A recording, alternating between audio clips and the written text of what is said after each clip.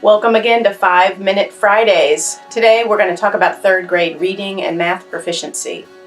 And I have with me our policy associate, Dr. Sheryl Means. Hi, Sheryl. Hello, how are you? So, what is the importance of third grade reading proficiency? It's a strategic priority for the Pritchard Committee, one of our main goals for the next few years. And we know that currently, roughly 30% of our students in the state are not achieving a level of proficiency in reading and mathematics. So why is it so important for students to achieve that level of proficiency by third grade? So we know from the literature and all of the research that there is a consensus that by the time you reach third grade, you are reading to learn. And so if a student is still learning to read in third grade, chances are by the time they get to fourth grade, they will be further behind than their peers because they can no longer or compete, I guess you could say, academically to read and keep up with pace on what's going on in the classroom. And this impacts every area. It impacts reading, it impacts mathematics, it impacts science, everything. So once a student moves from third grade to fourth grade and the upper middle grades in high school, they're really using that foundation, Yes. That foundational skill to learn. Right. So if they don't master the foundational skill early, Right. we're setting them up for struggles later on down the path. Absolutely. Reading is critical. This on when we kind of first and foremost, if we have a commitment to ensuring all of our students reach a level of proficiency, and we know so many are not, what do we need to be doing in kindergarten through third grade? Well, first and foremost, I think that a focus, even before kindergarten, on literacy is super important. And I know that it's hard to get a 4-year-old to read, right, or a 3-year-old to read.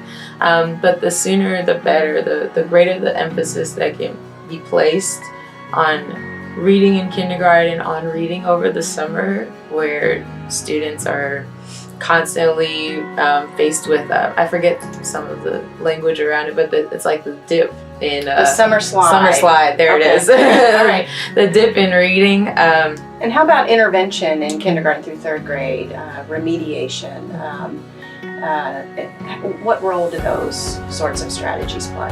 Extra reading hours have always yielded benefits, always, in every bit of the research that I've read.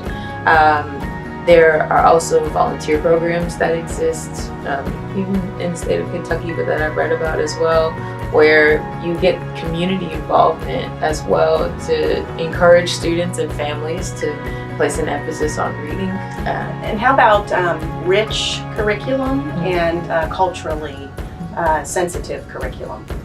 I think that those also absolutely benefit when you are able to speak to the culture of things that students are accustomed to. They have a vested interest in that because it's where they're from and that's what it represents them well. So. And they naturally have references, right? Exposure that they can connect to, which increases comprehension, which makes the actual process of learning, of reading, much more valuable. Absolutely. And it sticks. Right. Great.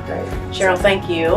Yes. So Sheryl is doing a lot of our work on third grade reading and math proficiency, developing the Pritchard Committee's understanding of the research, translating that research for a lay audience, and we will continue to do that. You can watch our blogs, our ed blog at pritchardcommittee.org, and our website for additional information on third grade reading and math proficiency.